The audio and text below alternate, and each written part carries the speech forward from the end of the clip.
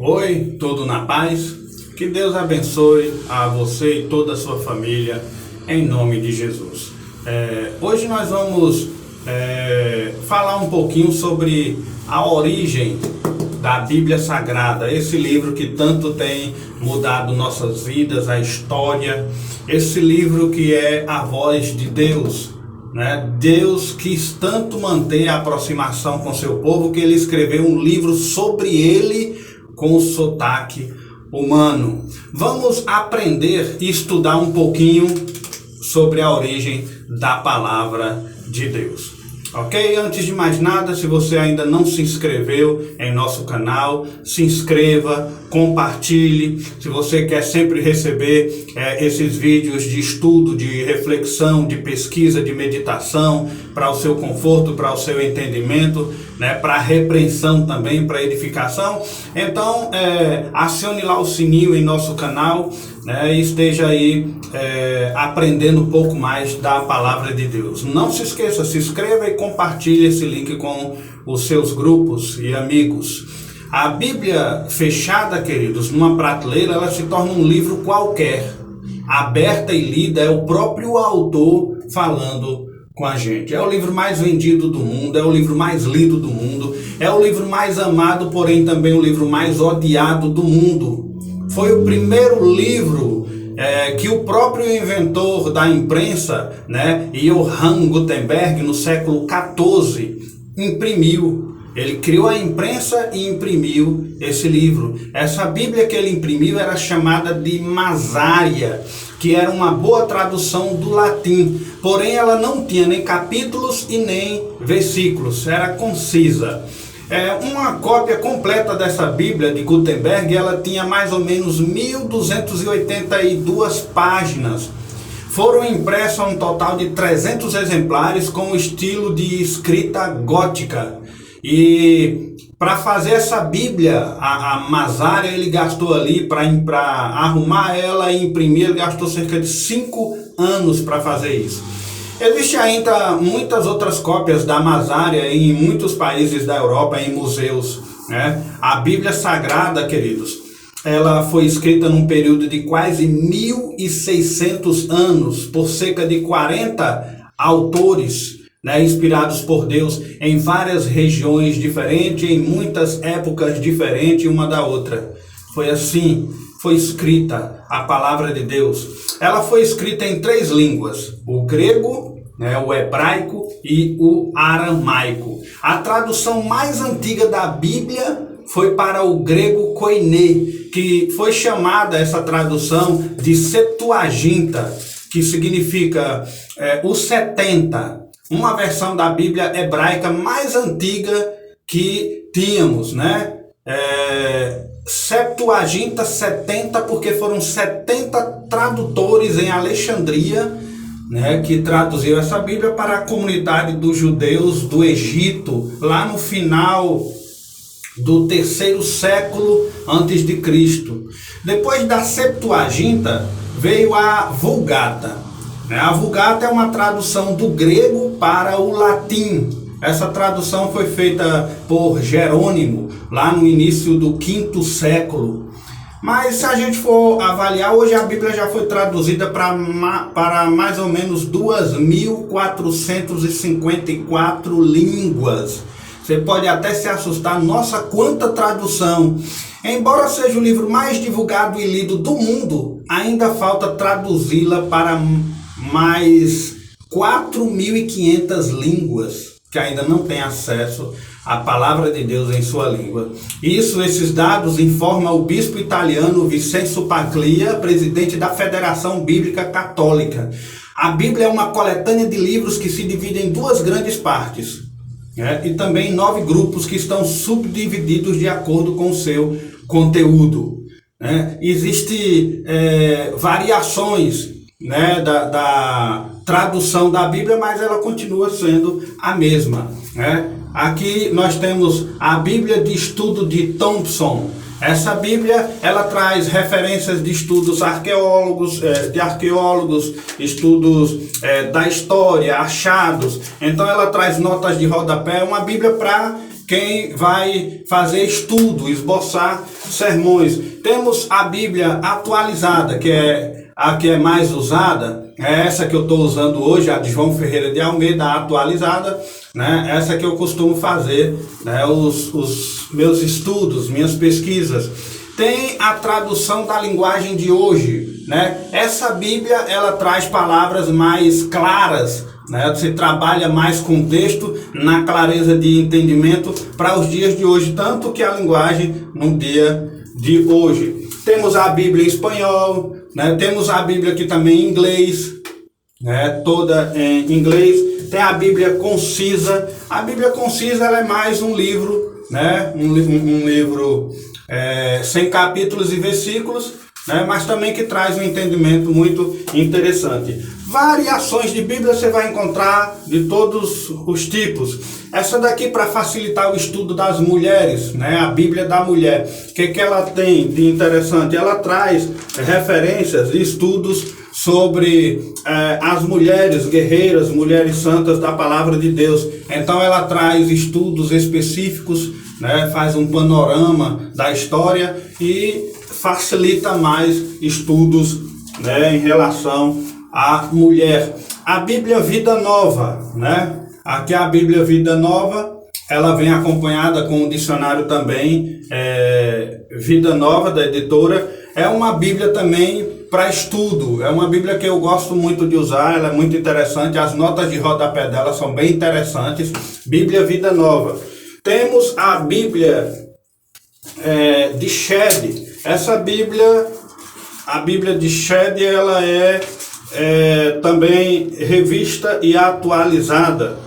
É uma Bíblia que o pessoal costuma muito também usar.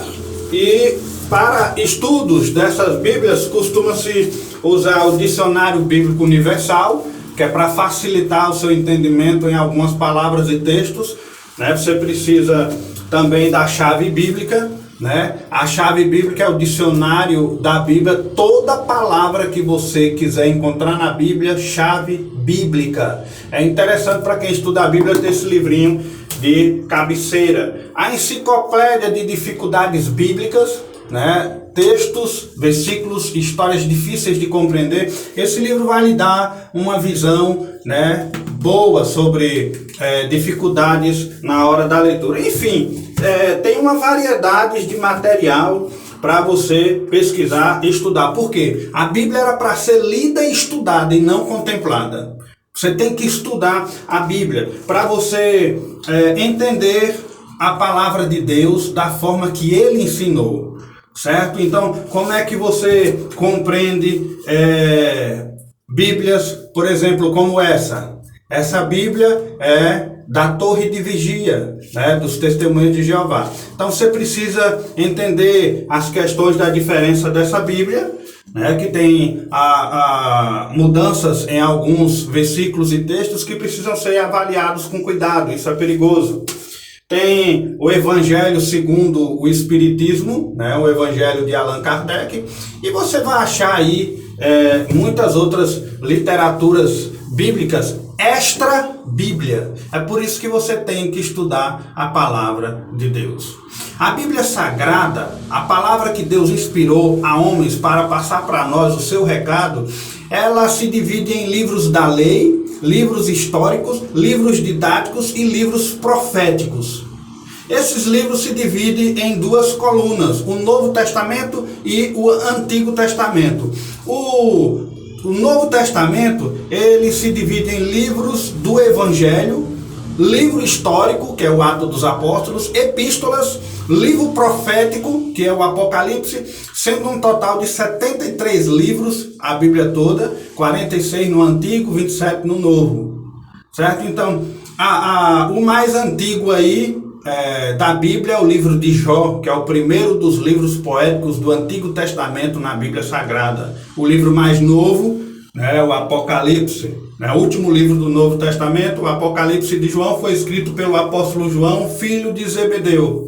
O menor versículo da Bíblia, João, capítulo 11, versículo 35, Jesus chorou. Talvez você encontre outros versículos que possa se comparar a ser menor também, mas o que mais a gente focaliza é esse daí, pela força, pela lição que ele nos traz. E o maior versículo da Bíblia é encontrado no livro de Esther, no capítulo 8, versículo 9. Não vou ler ele aqui porque esse versículo ele tem 414 letras na tradução que eu costumo usar, que é a tradução de Almeida. Aqui na Bíblia atualizada, João Ferreira de Almeida, 414 letras. Na edição pastoral, que é outra Bíblia de estudo, tem 368 letras. E no hebraico, no texto original, esse versículo tem 371 letras. É considerado o maior versículo da palavra de Deus. Mas, queridos, como foi compilada, como foi escrita a palavra de Deus, essa coletânea de livros que foi escrito há pelo menos 1.600 anos, em lugares diferentes, por escritores diferentes, em épocas diferentes, como foi que se acoplou e se juntou e formou a Sagrada Escritura? Preste atenção para a gente aprender, isso é muito interessante, isso é muito importante. Qual foi o processo da escrituração da Bíblia? Segundo evidências internas da Bíblia, com algumas confirmações arqueológicas, claro, os textos bíblicos foram escritos em algumas superfícies antes da gente tê-la em nossos livros, como temos hoje. Antes a Bíblia foi escrita, por exemplo, em tabletes de argila, tabuinhas de barro que eram usadas na antiga Suméria, no Antigo Testamento. A referência dela lá no livro de Jeremias, no capítulo 17, e também em Ezequiel, capítulo 4, versículo 1 do capítulo 4, fala sobre esses tabletes de argilas.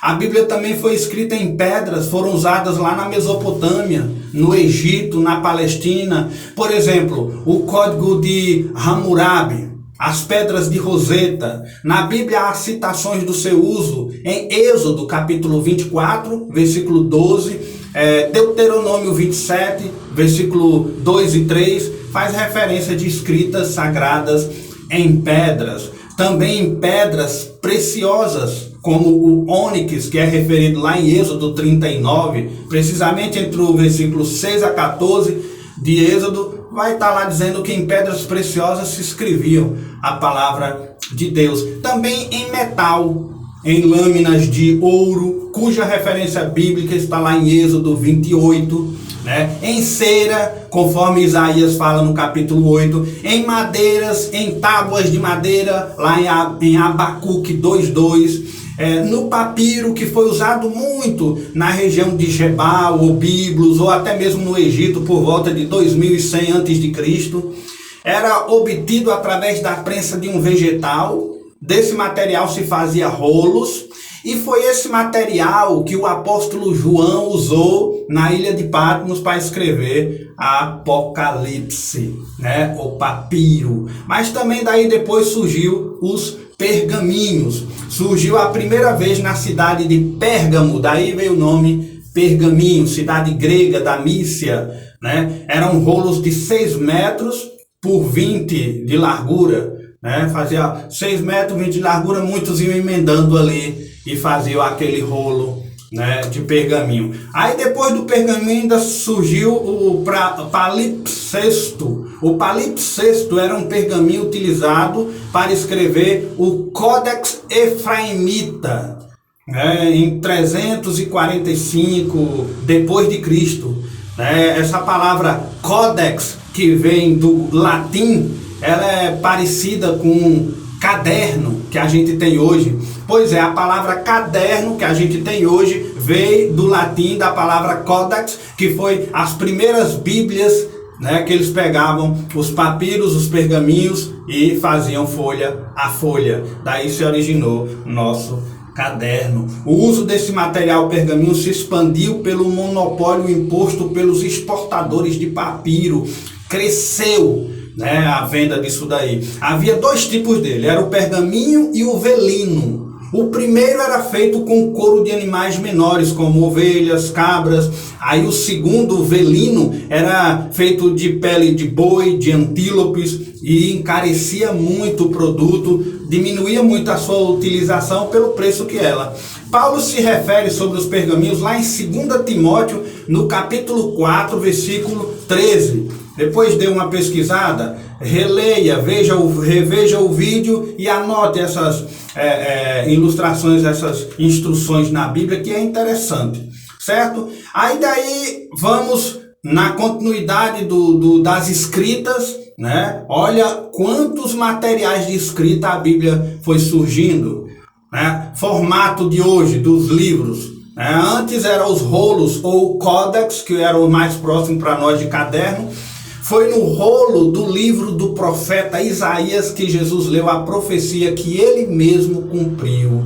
Abriu o rolo e leu ali em Lucas capítulo 4, versículo 17. Certo? Então, eram escritas em couro, em papiro, em pedras preciosas, em metal, em madeira, em argila. Com o que eles usavam? Que caneta eles tinham, né? Esferográfica eles usavam para escrever nesses materiais. Eles usavam estilete simples, que era feito de pedra talhada, formato tipo pontas de lança, né? Que usava sobre as taubinhas de argila para escrever. Eles usavam outro tipo de estilete mais resistente, que era a ponta feita de ferro ou diamante, usados em materiais de metal. Esse estilete resistente está registrado em Jeremias capítulo 17, versículo 1. Eles usavam também um cinzel. O cinzel era uma ferramenta feita de ferro ou chumbo para escrever sobre pedra. Esse material aí está registrado no livro de Jó, né, que se refere sobre o cinzel. Jó 19, versículo 24. Eles usavam também uma espécie de canivete. Jeremias usa essa expressão, canivete de escrivão. Era usado para documentos oficiais. Jeremias registra isso lá no capítulo 36, versículo 23. Eles usavam também caniços para escrita em papiros. Eles usavam talos de bambu para escritas em pergaminhos. Há tintas e penas de aves como a de ganso. Está lá registrado em 3 João, na terceira epístola de João, no versículo 13. 3 de João 13. A base de fuligem. É uma madeira com goma arábica, que eles faziam ali aquela goma, deixava para secar e fazia também escrita. Base de plantas e base cefalópode. Aí já era uma coisa mais sofisticada, já era um material de primeira, porque eles usavam aquele animal do mar, o polvo marinho, a lula, para dar cor às tintas. Olha, já estava crescendo aí, né, a invenção. Já tinha agora tintas coloridas para a escrita. Aí depois veio também uma ferramenta à base de ferro criada pelos romanos, que perdurou até o século XIX. Também era conhecida como tinta ferrogálica. Era mais durável. Talvez tenha sido daí que surgiu a caneta esferográfica, a mais durável, né? Então aí as escritas e o material que foram compilados, a Bíblia. E aí a preservação desse material tão sensível, como foi preservado? Para a preservação da Bíblia, nesse material, nós temos um grupo muito interessante para ser observado, que foi os essênios. Essa palavra essênio vem do grego para essenol, em latim, essene. São traduzidas como aqueles que curam. Que seria uma referência a atividades que eles faziam parecidas com a de Jesus, de curar as pessoas. Eles eram adeptos a uma seita judaica que existiu na Palestina, no Oriente Médio, entre o 2º século antes de Cristo e o 1º depois de Cristo. Eles viviam afastados da sociedade, viviam no deserto. Eles viviam concentrados em estudar a Torá, a escritura sagrada para os judeus, que forma os primeiros 5 livros do Antigo Testamento, o qual nós chamamos de o Pentateuco. O surgimento dos essênios, queridos, ocorreu numa época em que a classe alta de Jerusalém, na Palestina, estava sob forte influência cultural grega, racional e também pagã.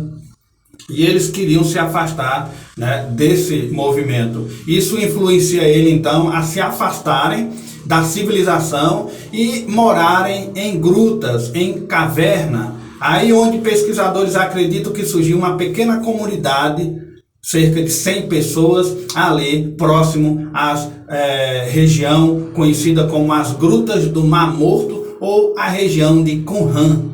Um sítio arqueológico de Israel, localizado na Cisjordânia, a mais ou menos 12 quilômetros da cidade de Jericó. Essa comunidade se estabeleceu ali, onde tinha as grutas na região de Qumran, e foi ali que foi encontrado os manuscritos chamados manuscritos de Qumran, tão importante e necessário para a nossa história da Bíblia hoje.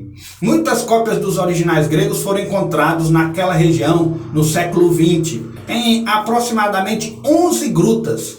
Pesquisas continuam, porque ali existe muito mais que 11 grutas. E como eles conseguiram achar esses artefatos, esses manuscritos escondidos ali naquelas grutas? Presta atenção nessa história interessante. Em 1947, nessa época ainda não era a região de Israel, era apenas Qumran.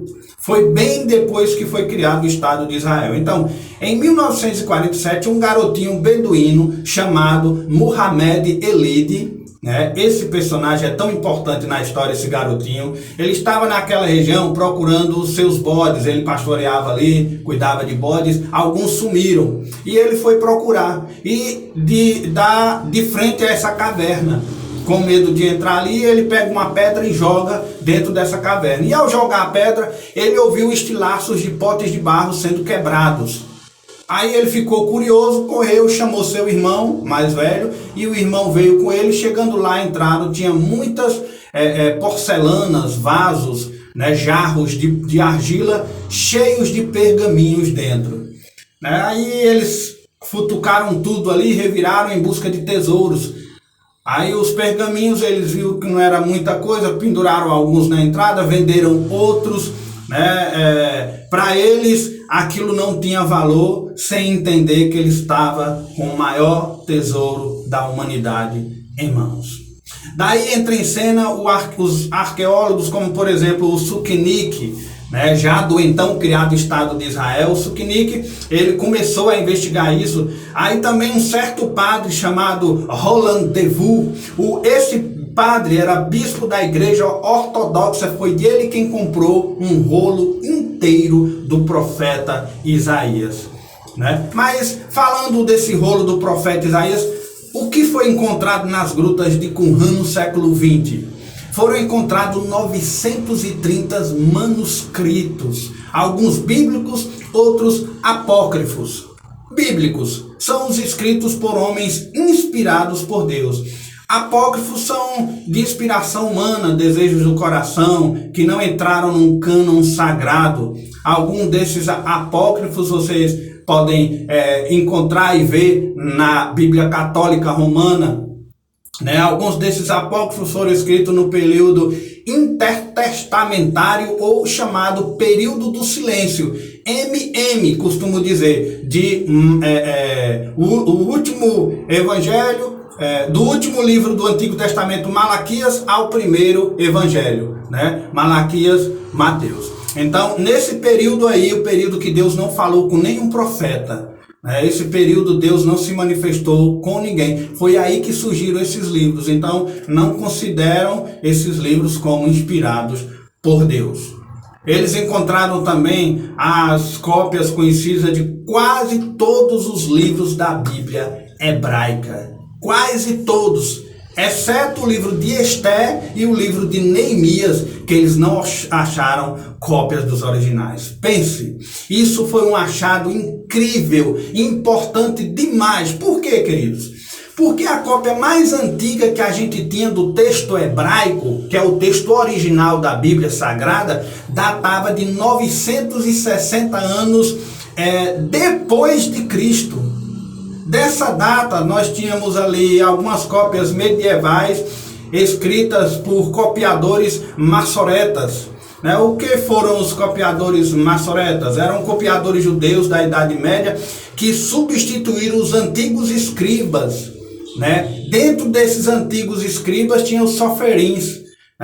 Por volta do ano 500 até o ano 1000. O trabalho desses copiadores consistia em preservar, cuidar, copiar das escrituras sagradas, é o que consiste em termos hoje o Antigo Testamento. É por causa desses obreiros aqui. Quem foram os soferins? Após o cativeiro babilônico, Esdra e Neemias começaram a tarefa de colocar a escritura do Antigo Testamento em ordem.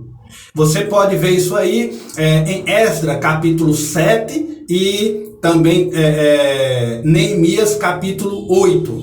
Esses profetas criaram uma ordem de escribas chamada soferins, da palavra hebraica sephar, que significa contar ou contar. Sua tarefa era definir o texto original em ordem.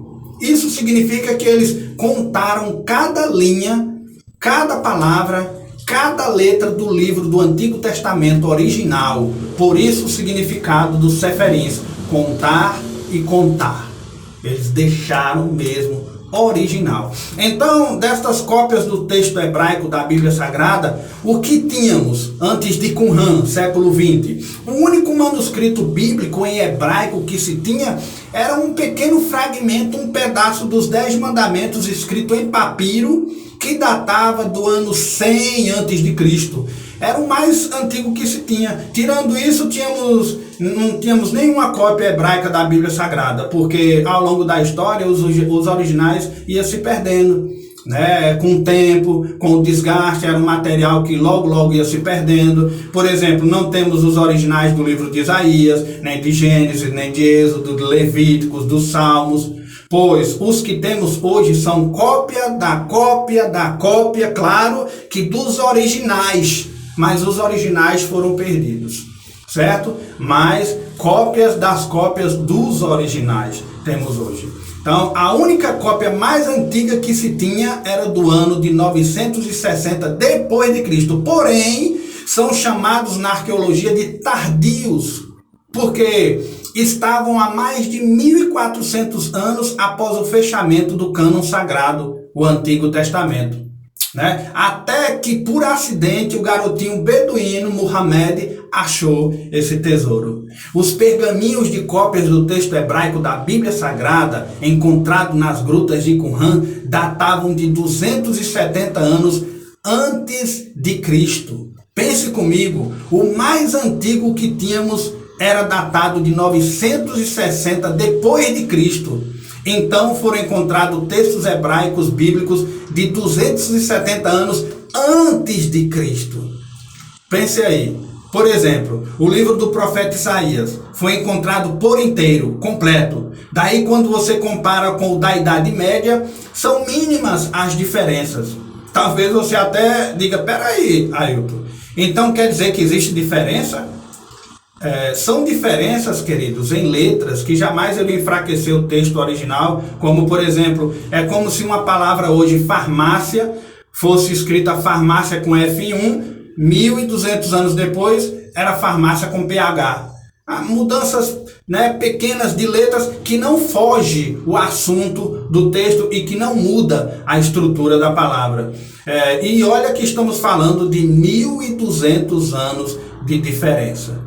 Resumindo, a Bíblia Sagrada ela foi preservada de forma fiel no seu conteúdo e hoje todos esses manuscritos representam uma importante coletânea de textos bíblicos. Aí agora recente, novos achados na cidade do Mar Morto. Novos agora, ano 2021, dia 16 de março de 2021, numa terça-feira, foi divulgado na mídia novas descobertas nas grutas do Mar Morto. Olha aí, além das 11 grutas onde o garotinho achou os pergaminhos em 1947, lá no século XX, os arqueólogos ainda encontraram mais 10 novas grutas. Elas ficam no deserto da Judéia, num parque arqueológico chamado Masada. Na década de 60, eles encontraram 40 esqueletos no local conhecido como Caverna do Horror, porque encontraram esses esqueletos ali. Situada a cerca de 80 metros abaixo do topo de um penhasco, era praticamente inacessível entrar naquela caverna, a não ser por rapel, que foi o que eles fizeram. O que mais eles acharam ali naquela caverna esse ano? Eles acharam uma criança mumificada, muito antiga, moedas também do tempo antigo, um cesto considerado o mais antigo do mundo, cópias dos textos gregos de Zacarias e de Naum, né, que faziam parte dos livros dos 12 profetas menores. Eles acharam esse tesouro. Interessante saber que apenas 50% das cavernas foram exploradas até hoje. Isso quer dizer que existem muitas cavernas ali a serem pesquisadas. Então, com certeza, haverão de encontrar muitos outros pergaminhos antigos. Naquela época, devido à perseguição, eles se refugiavam em cavernas para proteger o que eles tinham de mais precioso, a palavra de Deus. As cópias dos livros que eles encontraram, queridos, foram livros de Zacarias e de Naum.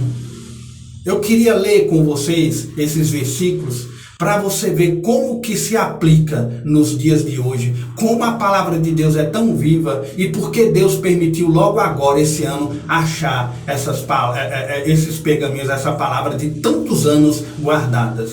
Naum, capítulo 5, Naum, capítulo 1, do 5 ao 7, diz assim: os montes tremem perante ele, e os outeiros se derretem, e a terra se levanta na sua presença, e o mundo e todos os que nele habitam. Quem parará diante do seu furor? E quem persistirá diante do ardor da sua ira? A sua cólera se derramou como um fogo, e as rochas foram por ele derrubadas. O Senhor é bom, ele serve de fortaleza no dia da angústia e conhece os que confiam nele. O Senhor conhece os que confiam nele. Esse é o texto de Naum que foi encontrado agora, né, este ano, nas grutas. E o outro texto, né, que é de Zacarias, no capítulo 8, versículo 16, diz assim: estas são as coisas que deveis fazer, falai a verdade, cada um com seu próximo. Imagine esses textos depois de tantos anos serem encontrados agora e Deus fala isso para a humanidade. O Senhor conhece aqueles que o temem e nos incita a falar a verdade ao nosso próximo. É de se refletir. Essa é a palavra de Deus viva e eficaz, que nós vivemos, que nós respiramos, que nós temos fome e sede de aprender, de entender e de apregoar. A história da Bíblia Sagrada. Eu espero que até aqui você tenha compreendido e tenha se entusiasmado pela veracidade, pela riqueza que é a palavra de Deus. Haveremos de dar continuidade nesse estudo, num segundo estudo sobre a história da Bíblia Sagrada. Fica ligado, se inscreva em nosso canal, né? Acione o sininho para quando esse segundo vídeo for lançado, você acompanhe o restante desse nosso estudo sobre a história da palavra de Deus. Ok? Deus te abençoe e reflita nisso que foi dito, como Deus é maravilhoso. Tinha tanta vontade de se comunicar com a gente que escreveu um livro com sotaque humano. Pense nisso. Que Deus te abençoe e até a continuação desse vídeo em nosso canal. Até lá!